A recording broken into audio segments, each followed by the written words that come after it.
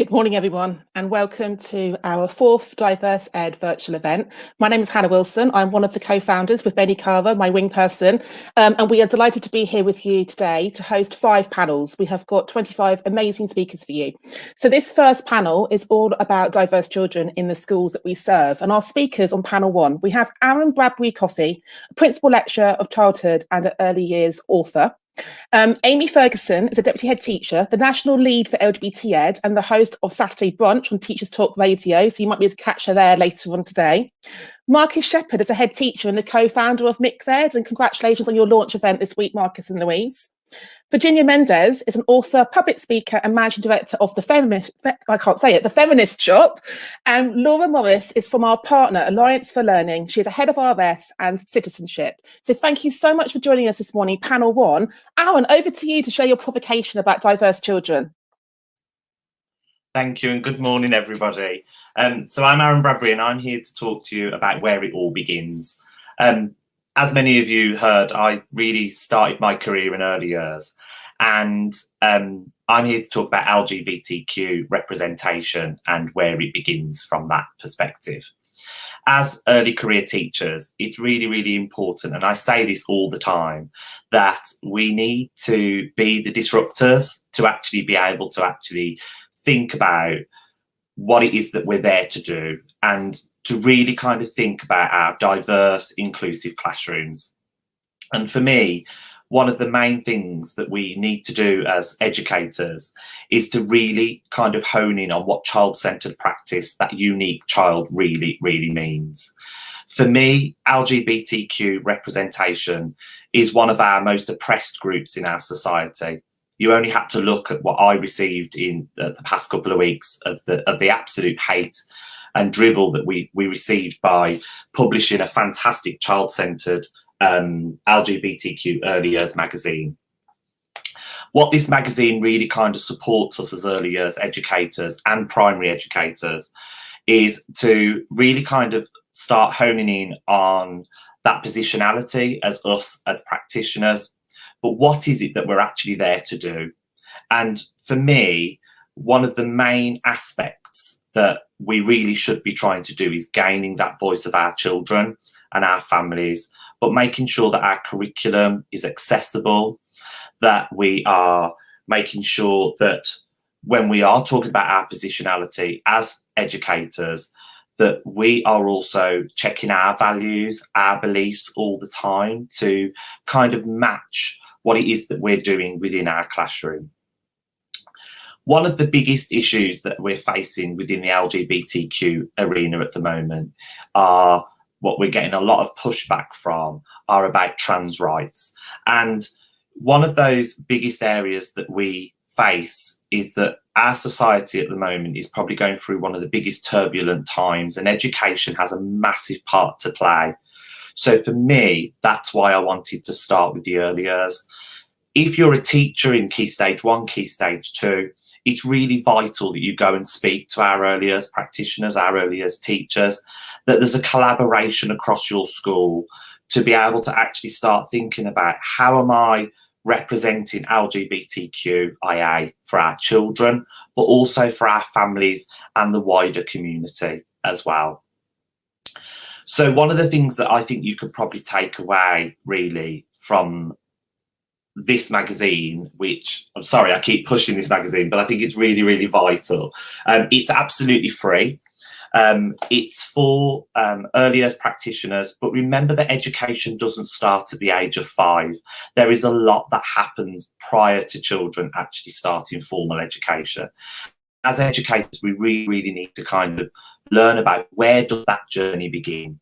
Where does it start? Where does that voice of the child actually start? And this free magazine, which you can get from the LGBTQearlyyears.org website, is a fantastic start for you as early career teachers to start thinking about positionality, links to the curriculum, more so the EYFS curriculum, where it starts for you being that disruptor in a positive way with your leadership and your management within your school. But one thing that I would say is don't be afraid to ask questions. Make sure that your environment is a safe space and that, you know, there isn't really a silly question to ask.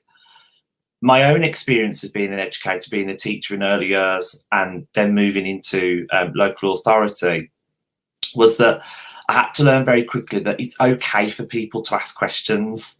Not everybody is on the same journey as you. I realised that my lived experience is very different to somebody who isn't part of the LGBTQ community, and they genuinely want to ask questions. So it's about allowing that safe space, questions to be asked, but also starting right at the beginning and really kind of focusing on your journey. And one of the ways of doing that is by downloading this free magazine at www.lgbtqearlyyears.org. Thank you, Aaron, so much. And thinking about the quality of the questions we ask, isn't it? It's about the questions aren't critical, they're curious, and that's how we learn, by having that sort of Q&A. So thank you so much, Aaron. Amy, over to you to think about teacher identity. Thank you very much, Hannah, and thank you very much for having me here and hosting this incredible event for early years teachers and those who support them. It's a real privilege to be part of the Diverse Ed movement, so thank you for having me. And I'm here today to talk to you about teacher identity, and that's something that is dynamic and will continue to change throughout your career. Your own experiences of education and the teachers you have met will shape the profession, your view of the profession and your teacher identity. So how do you want others to perceive you as a teacher? When children go home, what do you want them to be saying about their new teacher or about you? I want children to say, I feel safe and I feel supported in Miss Ferguson's classroom. But I want them to also really believe that. I want them to believe that they are free to be themselves in my classroom and that they are encouraged to do the work to the best of their ability. Those are the two things that are the most important to me and form part of my teacher identity. But knowing how much to give yourself in the classroom is part of a challenge of establishing your teacher identity. You need to consider what you believe the purpose of school to be and how this would manifest in you as a teacher. Now, if you've got a clear understanding of your own passions and beliefs and how these align with your views and your understanding of education, you'll no doubt already have a well-formed sense of personal identity, and then you're going to be more likely and more ready to be able to form your teacher identity. I've moved schools a few times, and each time I've needed to explore the policies, the kind of ethos, and think about how my style and personality will fit into the school that I'm going to. And where I've had to adapt, and I've had to try and kind of make myself fit. And then you've had to kind of consider how your identity and style will fit that school. But the real magic has happened in schools where my values and things that are important to me fit the ethos and the values of the school, not where I kind of force my kind of self to fit. That, to me, hasn't worked. In the schools where the magic has happened, where I felt most comfortable to be my authentic self, and where we know that when people feel comfortable and can feel that they can be their authentic selves, they can perform better, and everybody will benefit in that scenario, not just the young people, it'll be the staff as well. Are there certain aspects of yourself that you want to keep hidden? If there are, you need to ask yourself why you're choosing to hide that. I'm not saying that everybody needs to stand up in assembly and wave a flag and make a huge announcement about how you identify and live your life. You can, of course, do that, and I've been guilty of doing that before. But it's more about wanting to feel safe, being safe and comfortable and supported in your school setting to do so. And I do realise that not everybody's like me. Some people are extroverts, some people are introverts. There are people who choose not to talk about their lives or feelings because they don't want to, and that's okay. But being authentic and being willing to bring your whole self to the workplace is about getting to a place where you've got the freedom to be authentic and vulnerable, and also the freedom to choose what you reveal about yourself. This is where you need to make sure that the values and the things that are important to you align with the ethos and the vision of the school that you work in. As a person, I'm quite naturally quite smiley. I'm quite outwardly positive, probably from years of being in performing arts. I've got this stage school grin across my face all the time. But I remember as an early career teacher being told, don't smile till Christmas. We're constantly hearing that message. And I used to think, why not? Why can't you smile before Christmas? Why do I have to scowl until January? To me, that is not a useful piece of information. I can understand that how being strict and stern would somehow instill effective classroom management, but it's not useful. I think that building positive relationships with our young people and encouraging them is far more effective than scowling till January. I do have a teacher look, which is called the Ferguson flip, apparently. That's what it's called. That's what the kids tell me. I'm not afraid to use it, and it usually gets the job done. But seriously, a big part of my identity as a teacher is that smiley, open, honest, encouraging persona. And for as long as I've been in teaching, for me, it has worked. The relationships we have with young people in classrooms not only impacts the engagement in our subject and perhaps the results, and most importantly, these relationships have lasting impact on how young people see themselves and how they see themselves in the world. Schools decide the kind of society, the kind of world that we live in, and schools transform children into citizens of the world. Schools are where we can start the conversation, and as Aaron said, we can kind of start to change the narrative. So if you are particularly passionate about a particular cause, that, you know, bring that into your teacher identity. And being part of the queer community myself, it's a big part of my identity, and it's something that I bring into my teaching, talk openly about with young people. And it's kind of, it does help to improve the LGBTQ plus inclusion in schools. I get people, a lot of young people who I've taught from 5, 6, 7 years ago, messaging me, searching me out on social media and saying thank you for being visible in that sense as a mixed race person, as a person from the LGBTQ plus community. And now they'll get in touch to say thank you, you helped me have that conversation with my parents about coming out, that you've helped me be able to stand up for something that is really important to me. And I think just by being there and being that visible person from a marginalised community is so important. And what I find interesting about that is that the young people that get in touch aren't always the ones who are at the front of my dance studio loving my lessons. There are the quiet ones, the ones in the back, the ones who, you know, who weren't maybe the best in my subject, the ones who are at the back of the class trying not to be noticed. And what's really encouraging is that they kind of tell you, thank you for seeing me, thank you for remembering that, you know, we are all here and this is a shared experience for them all. I do realise that I could be seen as an anomaly, as a mixed race LGBT woman in teaching. And the stats speak for themselves. And the 2018 workforce survey suggests that 0.4% are mixed white, black, Caribbean like me. And there are about 100 mixed white Caribbean leaders and deputies in schools. Amy, can I stop you there? Can I stop you there, babe? I'm so sorry. You were full flow, and I know your extroversion is there, and everything was amazing. But I want to hand over to Marcus, who I think is going to pick up some of this. So amazing advice. I was trying to channel the Ferguson flip to give you, but thank you so much for your input, Amy. Okay, I could have kept going. I know you could have, darling. And Benny will pick it up. Benny will pick it up in the Q&A. But Marcus, I know you want to talk about visibility. So do you want to pick up, Marcus? Yeah, no, that's great. Thank you very much, Hannah. And just kind of going on from what Amy said about that, you know, visibility for me is so important on a number of levels, not just on a race level, but on a kind of all marginalised or minority groups. And it's so important that early career teachers understand that. I'm going to talk from a race point of view. I'm a mixed race. I'm black, white, African. And as Amy talked about there, the figures are stark. There are very few mixed race teachers, and there are even fewer mixed race head teachers. And what that means is that young people can sometimes find it very difficult to see themselves in their teacher community.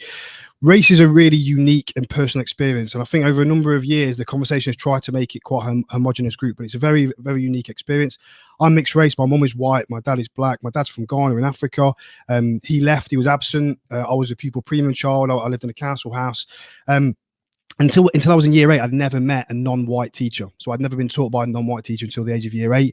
And I remember meeting Mr. Lawson. I remember his name now. He was only there for 3 months, but I remember meeting him and seeing just this person that I could really relate to. And I could see somebody in my community that was like me. And I was raised in a community that was 99% white. So that was really important to me. But then I'll reflect on my teaching, my time in school. There were 2 non-white teachers I was taught in the 14 years I was at school for.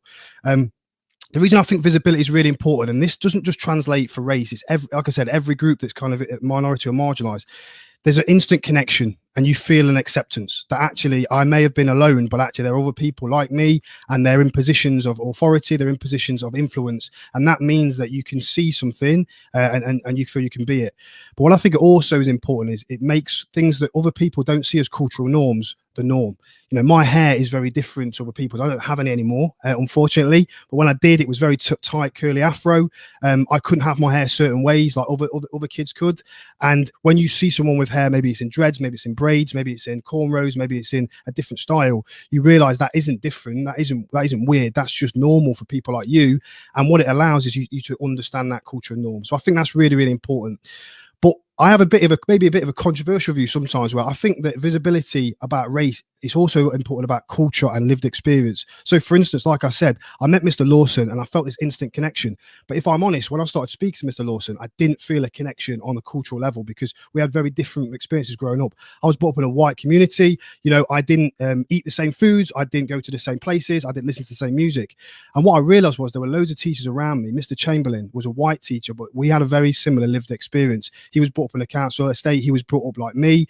And I reached out to these teachers and realized that visibility on a race level, on a gender level, on a sexual orientation level is one thing, but also you need to find the people that have the same and similar lived experiences.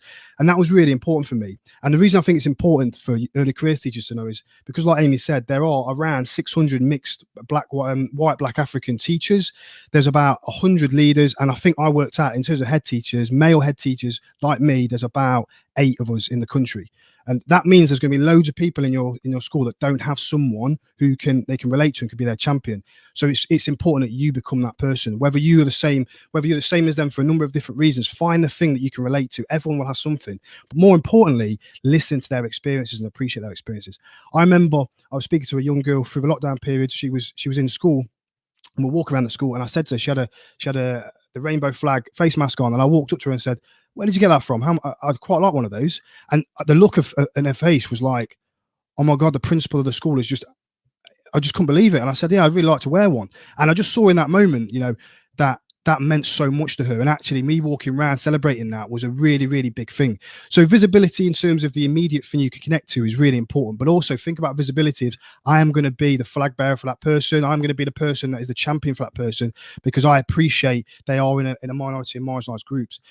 I think what sometimes is lost on people as well is visibility is not just about the people. It may be the LGBTQI community, it may be the Black or the Asian community, it may be gender, but it's about everybody getting that experience. It's so important that every single person, even the student, maybe the white British boy, white British girl that's in a school, that they see themselves, them to see the wider influence, them to see those cultural differences, because they are going to be the next generation. They are going to be the people employing people. They are going to be the people setting those norms. And what we want is a different set of norms to be created than what we've got now. And that only comes through visibility. That only comes through diversity, and only comes from you saying to the young people, this is normal. You are normal. This is the new normal that we're creating now. So that's why I think it's really important. And I think that's my time done. So I'm going to hand over now back to Hannah. So thank you. Thank you, Marcus. I love you like reframing the new normal there, the new normal around diversity, equity, inclusion. And I love that metaphor about us being flag bearers for each other. So thank you for sowing that seed. And Virginia, you're going to pick up around like stereotyping around gender, aren't you? Do you want to pick up, Virginia? I was mute still. Well, first of all, I'm not a teacher. I'm a mom, I'm a feminist activist, entrepreneur, I'm a writer, but I'm here today as a mom. A mother of a 3-year-old daughter and a 4-year-old son. And I'm convinced that you educators, our teachers, have in your hands a huge role to play in the success of the next generation. And I'm here to encourage you all to celebrate and bring visibility to the full range of possibilities that kids have outside the narrow boxes of gender stereotypes. And don't worry, I don't think it's only your responsibility. I just feel like your impact is bigger than you might think. And I know that we all know this already, but our brains adapt, change, and learn. And I imagine the part of the magic of your career is to be a main witness of all that process. But even if we all know that, and it is very easy to unconsciously accept that girls are born already liking unicorns, while boys are naturally predisposed to love dinosaurs. Deep down, we know it, but teachers and parents forget that most of what means being a girl or being a boy is fabricated, and we sadly keep treating them according to those stereotypes. The capacity of our brains to be malleable is called neuroplasticity, and it illustrates that the way we interact with the world and the way society interacts with us has an effect on our brain more than the other way around. So by creating completely different experiences for boys and for girls from the moment they're born, we're completing a self-fulfilling prophecy. Visibility was the theme today. And I asked, what expectations are we presenting to our kids? And who are the role models they're seeing? How are they perceiving the people that are like them? What subliminal messages we keep repeating? I've talked before about stereotypes, and I want to clarify that stereotypes can be used. We use them to make sense of the world. But the problem with gender is that the impact is bigger because it's one of the first things we spot in people, and we keep making a great deal out of it, even when it doesn't add any value.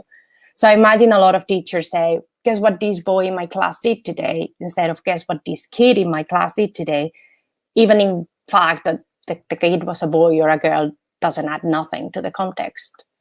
I imagine when I asked the teacher, if you know how many boys and girls are roughly in your class, you would know, and you will be able to tell me what girls do more of or less of, and you will be able to spot patterns reaffirming stereotypical ideas. But for example, what about only children or second siblings, or children whose parents come from religious backgrounds or not, or from divorced families? Do we cluster them for those things as much? Do we have it as presence all the time when interacting with them? Gender stereotypes, like any other stereotypes, exaggerate and oversimplify reality. So visibility, again, the things we're giving visibility to, the stuff our kids keep seeing everywhere, is unfortunately only a very limited part of their potential. So are you checking the books you're reading in class? In the most popular books, the ones aimed for every kid, the main character and leader boys are boys, so are the villains. And women, girls, and female characters tend to be supporting characters and often carers. They follow the unspoken but very much real rule of thumb. Masculine characters are mainstream, feminine characters are niche. And everybody can like and identify with boys, but only girls should identify with girls. There's simply not enough visibility of what all our children can really do. When reading books, we don't need to only focus on those extraordinary women forgotten by history, and I have loads of those books and love them. Sometimes kids just need visibility as a lot of ordinary women, diverse, taking the space and leading the stories. So I invite you all to open a children's book and reverse all the genders in the story and sit down with the weirdness of it all and ask yourself why. For example, with toys, there are loads of really cool experiments that shows that boys and girls will choose the toys aimed at them. But when the packaging is more unisex and when there are not people around them, they don't prefer those gender shows. What kids want is to belong, and we do our best to fit within the group. But because the world seems telling us that gender is the most important group, we adapt. There's so much and very important effort made at the moment to empower girls, but we also need to redefine masculinity for young kids. You teachers have ahead of you the possibility to make the huge and rich spectrum that we all have to be ourselves visible for kids. So I just want to invite you to not fall on the trap and limitations of separating our kids' journeys from the moment the doctor established their sex in the womb. And that also happens at class. So thank you and good luck. Virginia, thank you so much for joining us. I mean, I've known you for a couple of years, and that's the first time I've heard you speak, and I was nodding away and linking back to what Aaron said about this positive disruption of the narrative. You spoke so beautifully to that, so thank you so much, Virginia.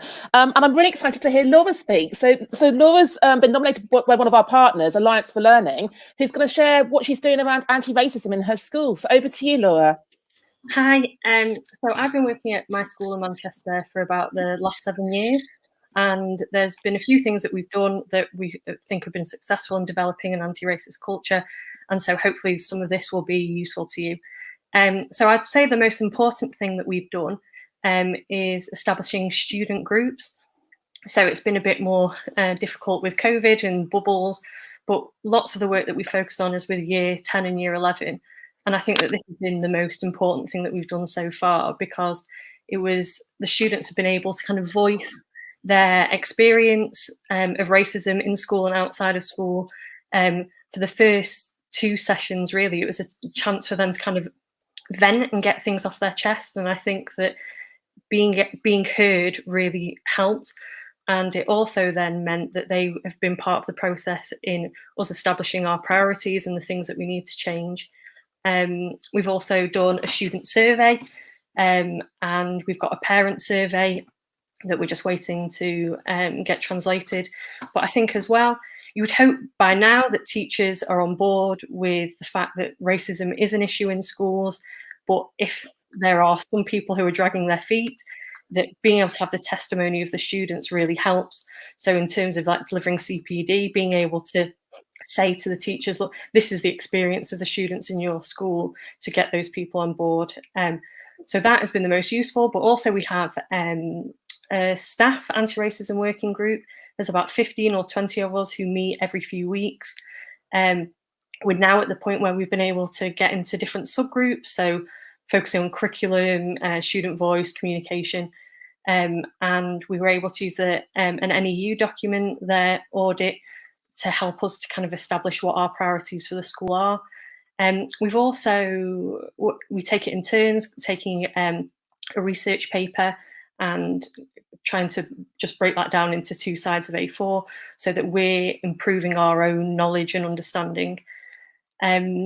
Something else that we're looking at is the curriculum, and obviously this is a biggie. A document that we've used that's been really helpful is something called the Key for School Leaders, and it allows you to audit your subject areas, so it's subject specific rather than just a overall view of the school. And that's been fantastic for us because it allows you to kind of see how you're doing in your department, but then it gives you specific ideas and suggestions for things that you can do to improve. So just to give you like a snapshot of some of the things that we do in our curriculum already, and I'm happy to speak to anybody about this afterwards in more detail, but say in history, for example, whatever topic they're looking at, then there's a meanwhile in, and they look at other places around the world to give that kind of context. So say comparing medieval Europe with Baghdad. In RS and citizenship, in my department, we have a topic on African religions, as well as looking at the 6 main world religions. We do critical race theory, looking at race as a social construct. And students have a great knowledge and understanding of Malcolm X and Martin Luther King and Rosa Parks, but also trying to get the students to have an understanding of the civil rights movement in this country as well. So looking at the Bristol bus boycott, Mangrove 9, and so on. Now, it takes a while. Obviously, the curriculum is huge, and it's going to take a long time for us to properly decolonise it. So in the meantime, going all out for Black History Month, Asian History Month, GRT History Month. This is the best months in our school, really. So we have a traditional dress day for each one, which is fantastic. There are some pictures on Twitter that I'll happily show you. Each department plans a subject-specific lesson, and that then gets absorbed into their ordinary curriculum. And so the following year that they can plan new lessons. Every teacher has a poster, their hero, so their Black History Month hero, which they put on the classroom door. Getting university lecturers in. Universities are fantastic. There are students who want to come in and talk. Societies, so the Natural Hair Society at the University of Manchester, they come in and do workshops with the students, which is great. And also thinking about the policies in the school as well. So hair, I know, is a thing that's been in the news loads over the past couple of years. I'd say that the Halo Code is a great initiative to get involved in. It's the head teacher who would have to sign off on that, but that has been something that's been great in our school, that the students have created an assembly to launch that, and so talking about natural black hair, but then us also signing up to that as well. I think that's me done for time, but thank you. Laura, you're getting so much feedback about what an amazing job you're doing, curating and leading and driving this really important piece of work. And I'm so glad that Lisa Fathers at Alliance for Learning nominated you to come and share the best practice with us today. So thank you so much. I'm going to hand over to Benny now to host the Q&A. Okay, so we haven't got very many questions in the chat, but I want to pick up on some of the things that you were talking about and kind of formulate some questions around that. And it isn't designed to put anyone on the spot. So if you feel like my question is difficult, please just say, actually, no, I need some time to think about that. But I wanted to go to you, Amy, first, because you know, you talked about visibility and you talked about bringing your whole self, and there'll be early careers teachers sitting in, you know, waiting for their careers to start, or if they've already started, who are thinking, actually, I'm not sure what the school thinks. I'm not sure how to, you know, how much can I say about myself? Will I get into trouble? What would you say to somebody who is thinking that? I would say think carefully. I would say bide your time. I'm not saying hide yourself. I'm not saying become quiet or be less of yourself or anything like that. I would, if you're new to a school anyway, I would go in. I would see how the land lies first of all, and have conversations with your colleagues. And very quickly you'll find your kind of tribe around you, and you'll gravitate towards like-minded people. Try and figure out from them, and then gradually, if you feel comfortable, you feel safe, you feel supported to do so, start to reveal more of yourself. Also think about how you could maybe get involved with things across the school. So if there is already a rainbow group, a diversity group, or something like that, and you're like, oh, okay, I'm just going to try and figure out what the kind of motive or the aim is behind this group, and go and join, go and have a look, go and support, and then see what you can do from there. You don't have to come out or be, flag waving. Just hang around the people that you think are maybe like-minded and go from there. Yeah, I think that's really good advice about finding your tribe, and getting the lie of the land, because I think that's the space we navigate that's really difficult early in our careers. You know, who thinks like us, who shares an identity. You know, there's been so many comments about identity, and finding people who you connect with on that level. I think that works between professionals as well. Thank you, Amy. Marcus, I loved your phrase, that flag bearers for each other. Now, there'll be people, again, I'm sort of thinking about it from all perspectives, who are sitting there thinking, well, I'm not mixed race. I don't have I'm white British, I'm straight, I'm able-bodied, all of those things. And I'm not sure I can be part of this conversation. What would you say to them?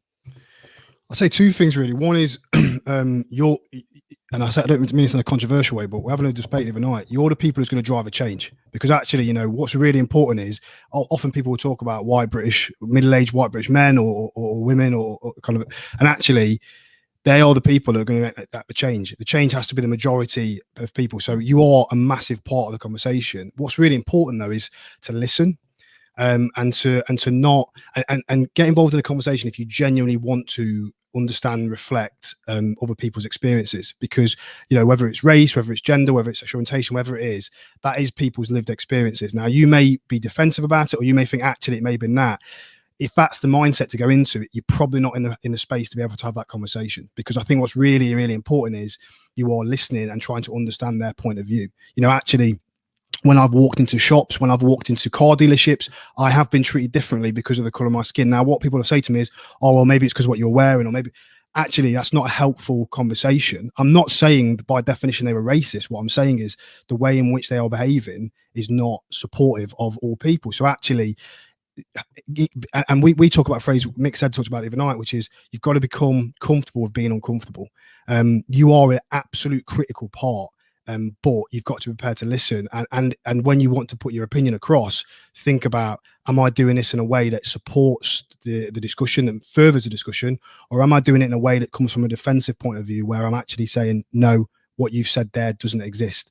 I think that's the really, really important thing about, and allies are so important, because allies are the people that will drive that conversation forward. The very last thing I'd say is why I think it's critically important is because I feel a pressure. I am one of 8 people in the country doing something. If I fail, then I have let down, and I cannot be a role model for those people. It can't rely on just the minority groups, the marginalized groups. It has to be everyone saying, you know what, this is not right. I call things out. If it's misogyny, I will call it out and name it, because I have got power to be able to do that. Therefore, we must all take that responsibility on board, because if we don't, we will never have true diversity. We'll have diversity in name and name only. So I think it's so important that those people get involved in that conversation. Thank you. And actually, that's answered a couple of our questions on allyship and what allyship actually means. And one of the key things we talk about with allyship is the idea that it's active, and that you're advocating for people outside of your group, but it's something that you're choosing to do in a really proactive way. So thank you, Marcus. And there was a couple of questions kind of stemming from that about if you are trying to find that school, and I'm going to come to you, Laura, on this one, working in terms of anti-racist curricula, etc. When you're looking for a school and you are trying to find that fit, what indicators do schools have to show NQTs, early career teachers, that they are the kind of school that they will fit into? I think having conversations with the students, first of all. I think that in our school, whilst we're not perfect, and no school is yet, that they would be able to speak really, they'd have lots of positive things to say about the work that we do in the school. I also think having a look at the leadership as well, and seeing that their views on things, how much time is being given in the school for staff to improve their racial literacy.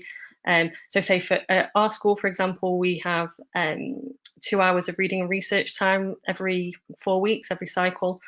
So that's an opportunity for people to improve. Seeing how visible on the school website, looking at what are the things that they're promoting, when it is looking at, say, during Black History Month, for example, if there's not a mention of that on the website, that's obviously a telltale sign, because that is one of the easiest ways for people to start getting involved in anti-racism work. So yeah, I think that's it. Thank you. That's really helpful. I think finding that job and finding that fit is such a concern for our early careers teachers, that I think that kind of advice really helps people decide where they're going to feel comfortable. Coming to you, Virginia, we were talking about gender. And one of the comments that came up was talking about gender as non-binary. And I wondered if you'd want to speak on that for a second, because, we've got this so much kind of discussion around, male, female, non-binary, transgender, all of those things. Did you have anything else to add on that? Well, I think there's a huge, very present debate at the moment. And as a feminist, I see it all the time about, the clash between gender being a spectrum, being a non-feminist, or being a feminist thing. And I just want to say that gender is, for me, definitely on a spectrum. And I think it's very important that that message come across, especially from the early years. Kids are so vulnerable. There's so many things that we do and we unconsciously do when we talk, to just reinforce that idea of everything is binary, either you're here or you're there. And I think that is so damaging for kids. So we have to fight this fight of feminism and making sure that gender is not something that we carry as a load, but we have to do it within the spectrum. We have to allow people to be themselves and just discover themselves and identify and just explore that with all the respect and support. So yeah, I don't think we can have the conversation about gender and feminism without including specifically that aspect of gender is non-binary, is on a spectrum, and we need to be respectful and supportive about that. Thank you. That's such a good way of putting it. The idea of, when we talk about respect in schools, quite often we're not respecting the spectrums that people exist within. And I think that's something that as early career teachers, we can pay some attention to. And Kieran has pointed out there are a couple of books there in the comments. The Gender Mosaic and The Gendered Brain are great books. So thank you for that, Kieran.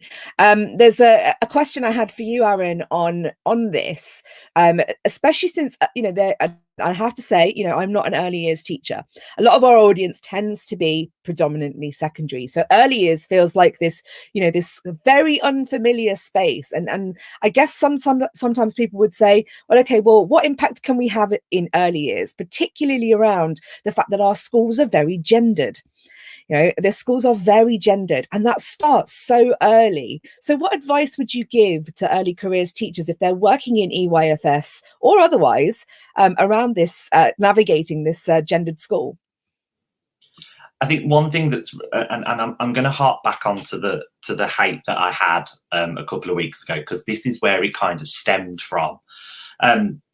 what I will always say to you is, as an educator, as a person, when I talk about your positionality, just see everybody, that everybody's got a human right to be there and to be physically able to be who they want to be.